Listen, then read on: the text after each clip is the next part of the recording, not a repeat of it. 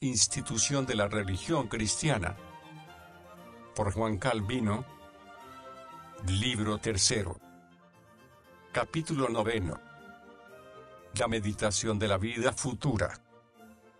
Para que aspiremos a la vida futura, el Señor nos convence de la vanidad de la vida presente. Por tanto, sea cual sea el género de tribulación que nos aflija, siempre debemos tener presente este fin, acostumbrarnos a menospreciar esta vida presente, y de esta manera incitarnos a meditar en la vida futura, porque como el Señor sabe muy bien hasta qué punto estamos naturalmente inclinados a amar este mundo con un amor ciego y brutal, aplica un medio aptísimo para apartarnos de él y despertar nuestra pereza, a fin de que no nos apeguemos excesivamente a este amor. Ciertamente no hay nadie entre nosotros que no desee ser tenido por hombre que durante toda su vida suspira, anhela y se esfuerza en conseguir la inmortalidad celestial, porque nos avergonzarnos de no superar en nada a los animales brutos, cuyo estado y condición en nada sería de menor valor que el nuestro, si no nos quedase la esperanza de una vida inmarcesible después de la muerte. Mas, si nos ponemos a examinar los propósitos, las empresas, los actos y obras de cada uno de nosotros, no veremos en todo ello más que tierra, y esta necedad proviene de que nuestro entendimiento se ciega con el falaz resplandor de las riquezas, el poder y los honores, que le impiden ver más allá. Asimismo el corazón, lleno de avaricia, de ambición y otros deseos, se apega a ellos y no puede mirar más alto. Finalmente, toda nuestra alma enredada y entretenida por los halagos y deleites de la carne busca su felicidad en la tierra. El Señor, para salir al paso a este mal, muestra a los suyos la vanidad de la vida presente, probándolos de continuo con diversas tribulaciones, para que no se prometan en este mundo larga paz y reposo. Permite que muchas veces se vean atormentados y acosados por guerras, tumultos, robos y otras molestias y trabajos, para que no se les vayan los ojos tras de las riquezas caducas y vanas los hace pobres, ya mediante el destierro, o con la esterilidad de la tierra, con el fuego y otros medios, o bien los mantiene en la mediocridad, para que no se entreguen excesivamente a los placeres conyugales, les da mujeres rudas o testarudas que los atormenten, o los humilla, dándoles hijos desobedientes y malos, o les quita ambas cosas. Y si los trata benignamente en todas estas cosas, para que no se llenen de vanagloria, o confíen excesivamente en sí mismos, les advierte con enfermedades y peligros, y les pone ante los ojos cuán inestables, caducos y vanos son todos los bienes que están sometidos a mutación. Por tanto, aprovecharemos mucho en la disciplina de la cruz, si comprendemos que esta vida, considerada en sí misma, está llena de inquietud, de perturbaciones, y de toda clase de tribulaciones y calamidades, y que por cualquier lado que la consideremos no hay en ella felicidad, que todos sus bienes son inciertos, transitorios, vanos y mezclados de muchos males y sinsabores. Y así concluimos que aquí en la tierra no debemos buscar ni esperar más que lucha, y que debemos levantar los ojos al cielo cuando se trata de conseguir la victoria y la corona, porque es completamente cierto que jamás nuestro corazón se moverá a meditar en la vida futura y desearla, sin que antes haya aprendido a menospreciar esta vida presente. Para que no amembarraos excesivamente esta tierra, el Señor nos hace llevar aquí nuestra cruz. Porque entre estas dos cosas no hay medio posible, o no hacemos caso en absoluto de los bienes del mundo, o por fuerza estaremos ligados a ellos por un amor desordenado. Por ello, si tenemos en algo la eternidad, hemos de procurar con toda diligencia desprendernos de tales lazos. Y como esta vida posee numerosos halagos para seducirnos y tiene gran apariencia de amenidad, gracia y suavidad, es preciso que una y otra vez nos veamos apartados de ella, para no ser fascinados por tales halagos y lisonjas, porque, ¿qué sucedería si gozásemos aquí de una felicidad perenne y todo sucediese conforme a nuestros deseos, cuando incluso heridos con tantos estímulos y tantos males, apenas somos capaces de reconocer la miseria de esta vida, No solamente los sabios y doctos comprenden que la vida del hombre es como humo, o como una sombra, sino que esto es tan corriente incluso entre el vulgo y la gente ordinaria, que ya es proverbio común. Viendo que era algo muy necesario de saberse, lo han celebrado con dichos y sentencias famosas. Sin embargo, apenas hay en el mundo una cosa en la que menos pensemos y de la que menos nos acordemos. Todo cuanto emprendemos lo hacemos como si fuéramos inmortales en este mundo. Si vemos que llevan a alguien a enterrar, o pasamos junto a un cementerio, como entonces se nos pone ante los ojos la imagen de la muerte. Hay que admitir que filosofamos admirablemente sobre la vanidad de la vida presente, aunque ni aun esto lo hacemos siempre, porque la mayoría de las veces estas cosas nos dejan insensibles, pero cuando acaso nos conmueven, nuestra filosofía no dura más que un momento, apenas volvemos la espalda se desvanece, sin dejar en pos de sí la menor huella en nuestra memoria, y al fin, se olvida, ni más ni menos que el aplauso de una farsa que agradó al público, olvidados, no solo de la muerte,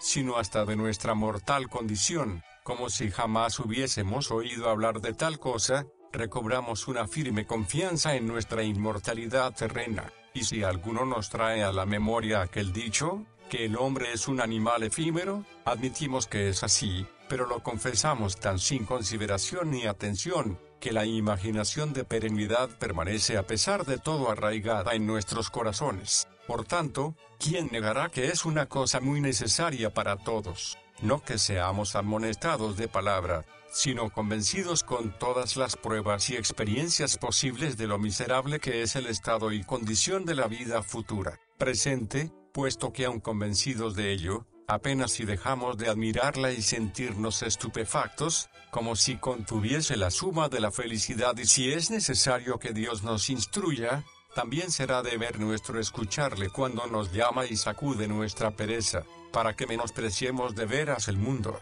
y nos dediquemos con todo el corazón a meditar en la vida futura. Sin embargo, no debemos aborrecer esta vida, que lleva y anuncia las señales de la bondad de Dios. No obstante, el menosprecio de esta vida, que han de esforzarse por adquirir los fieles, no ha de engendrar odio a la misma, ni ingratitud para con Dios, porque esta vida, por más que esté llena de infinitas miserias, con toda razón se cuenta entre las bendiciones de Dios, que no es lícito menospreciar. Por eso, si no reconocemos en ella beneficio alguno de Dios, por el mismo hecho nos hacernos culpables de enorme ingratitud para con Él, especialmente debe servir a los fieles de testimonio de la buena voluntad del Señor, pues toda está concebida y destinada a promover su salvación y hacer que se desarrolle sin cesar, porque el Señor, antes de mostrarnos claramente la herencia de la gloria eterna, quiere demostrarnos en cosas de menor importancia que es nuestro Padre, a saber, en los beneficios que cada día distribuye entre nosotros. Por ello, si esta vida nos sirve para comprender la bondad de Dios, hemos de considerarla como si no hubiese en ella el menor bien del mundo. Debemos, pues, revestirnos de este afecto y sentimiento, teniéndola por uno de los dones de la divina benignidad, que no deben ser menospreciados, porque, aunque no hubiese numerosos y claros testimonios de la Escritura, la naturaleza misma nos exhorta a dar gracias al Señor por habernos creado, por conservarnos y concedernos todas las cosas necesarias para vivir en ella, y esta razón adquiere mucha mayor importancia, si consideramos que con ella en cierta manera somos preparados para la gloria celestial, porque el Señor ha dispuesto las cosas de tal manera, que quienes han de ser coronados en el cielo luchen primero en la tierra, a fin de que no triunfen antes de haber superado las dificultades y trabajos de la batalla, y de haber ganado la victoria. Hay, además, otra razón, y es que nosotros comenzamos aquí a gustar la dulzura de su benignidad con estos beneficios, a fin de que nuestra esperanza y nuestros deseos se exciten a apetecer la revelación perfecta, cuando estemos bien seguros de que es un don de la clemencia divina que vivamos en esta vida presente, y que le estamos obligados por ello, debiendo recordar este beneficio demostrándole nuestra gratitud, entonces será el momento oportuno para entrar dentro de nosotros mismos a considerar la mísera condición en que nos hallamos, para desprendernos del excesivo deseo de ella, al cual, como hemos dicho, estamos naturalmente tan inclinados. Lo que quitamos a la estima de la vida presente lo transferimos al deseo de la vida celestial. Ahora bien, todo el amor desordenado de la vida de que nos desprendamos, hemos de añadirlo al deseo de una vida mejor, que es la celestial. Admito que quienes han pensado que el sumo bien nuestro es no haber nacido, y luego morirse cuanto antes, han tenido un excelente parecer según el humano sentir, porque teniendo en cuenta que eran gentiles privados de la luz de la verdadera religión, ¿qué podían ver en este mundo, que no fuese oscuro e infeliz? Igualmente, no andaban tan descaminados los escitas, que solían llorar en el nacimiento de sus hijos, y se regocijaban cuando enterraban a alguno de sus parientes o amigos, pero esto de nada les servía, porque al faltarles la verdadera doctrina de la fe, no veían de qué manera lo que de por sí no es una felicidad ni digno de ser apetecido, se convierte en bien para los fieles. Por eso, el final de sus reflexiones era la desesperación. El blanco, pues, que han de perseguir los fieles en la consideración de esta vida mortal será, al ver que no hay en ella más que miseria, dedicarse completamente con alegría y diligencia en meditar en aquella otra vida futura y eterna. Cuando hayan llegado a esta comparación, para bien suyo no podrán por menos que desentenderse de la primera, e incluso despreciarla del todo, y no tenerla en ninguna estima respecto a la segunda, porque si el cielo es su patria, ¿qué otra cosa será la tierra sino un destierro? Si partir de este mundo es entrar en la vida, ¿qué otra cosa es el mundo sino un sepulcro? ¿Y qué otra cosa permanecer en él, sino estar sumido en la muerte? Si ser liberados del cuerpo es ser puestos en perfecta libertad, ¿qué otra cosa será el cuerpo más que una cárcel? Si gozar de la presencia de Dios es la suma felicidad, ¿no será una desgracia carecer de ella? Ciertamente, entre tanto que estamos en el cuerpo, estamos ausentes del Señor. Segunda de Corintios 5, 6. Por tanto, si la vida terrena se compara con la celestial, no hay duda que fácilmente será menospreciada y tenida por estiércol. Es cierto que jamás la debemos aborrecer, sino solamente en cuanto nos tiene sujetos al pecado, aunque, propiamente ni siquiera este odio debe dirigirse contra ella. Sea de ello lo que quiera, debemos sentir hastío de ella de tal manera que, deseando que se termine, estemos preparados sin embargo a vivir en ella todo el tiempo que el Señor tuviere a bien, para que de esta manera el fastidio no se convierta en murmuración e impaciencia, porque ella es como una estancia en la que el Señor nos ha colocado, y debemos permanecer en ella hasta que vuelva a buscarnos. También San Pablo lamenta su suerte y condición por verse como encadenado en la prisión de su cuerpo mucho más tiempo del que deseaba, y suspira ardientemente por el momento de verse liberado. Romanos 7, 24. Sin embargo, para obedecer al mandato de Dios protesta que está preparado para lo uno o lo otro, porque se reconocía como deudor de Dios, cuyo nombre debía glorificar, fuese con la vida o con la muerte. Filipenses 1, 23 al 24. Pero propio es del Señor disponer lo que más conviene a su gloria. Por tanto, si debemos vivir y morir por Él. Filipenses 1, 20. Dejemos a su juicio el fin de nuestra muerte y de nuestra vida, de tal manera, sin embargo, que de continuo estemos poseídos por un vivo deseo de morir, y meditemos en ello, menospreciando esta vida mortal en comparación con la inmortalidad futura, y deseemos renunciar a ella siempre que el Señor lo dispusiere, porque ella nos tiene sometidos a la servidumbre del pecado. El cristiano no debe temer la muerte, sino desear la resurrección y la gloria. Acento circunflejo. Es una cosa monstruosa que muchos que se jactan de ser cristianos, en vez de desear la muerte, le tienen tal horror, que tan pronto como oyen hacer mención de ella, se echan a temblar, como si la muerte fuese la mayor desventura que les pudiese acontecer. No es extraño que nuestro sentimiento natural sienta terror al oír que nuestra alma ha de separarse del cuerpo, pero lo que no se puede consentir es que no haya en el corazón de un cristiano la luz necesaria para vencer este temor, sea el que sea, con un consuelo mayor, porque si consideramos que el tabernáculo de nuestro cuerpo, que es inestable, vicioso, corruptible y caduco, es destruido para ser luego restaurado en una gloria perfecta, permanente, incorruptible y celestial. ¿Cómo no ha de llevarnos la fe a apetecer ardientemente aquello que nuestra naturaleza detesta,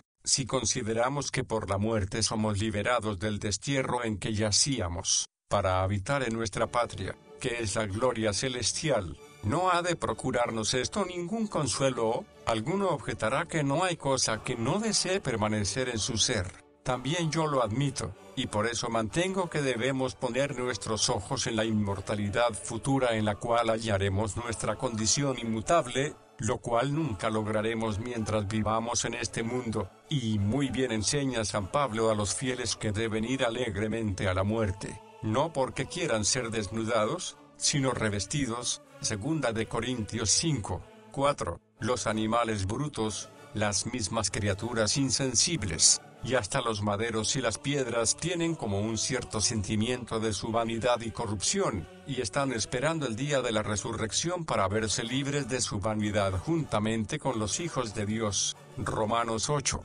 19 al 21, y nosotros, dotados de luz natural, e iluminados además con el Espíritu de Dios, cuando se trata de nuestro ser, no levantaremos nuestro espíritu por encima de la podredumbre de la tierra, mas no es mi intento tratar aquí de una perversidad tan grande. Ya al principio declaré que no quería tratar cada materia en forma de exhortación y por extenso. A hombres como estos, tímidos y de poco aliento, les aconsejaría que leyeran el librito de San Cipriano que tituló de la inmortalidad, si es que necesitan que se les remita a los filósofos, para que viendo el menosprecio de la muerte que ellos han demostrado, comiencen a avergonzarse de sí mismos. Debemos, pues, tener como máxima que ninguno ha adelantado en la escuela de Cristo, sino espera con gozo y alegría el día de la muerte y de la última resurrección. San Pablo dice que todos los fieles llevan esta marca,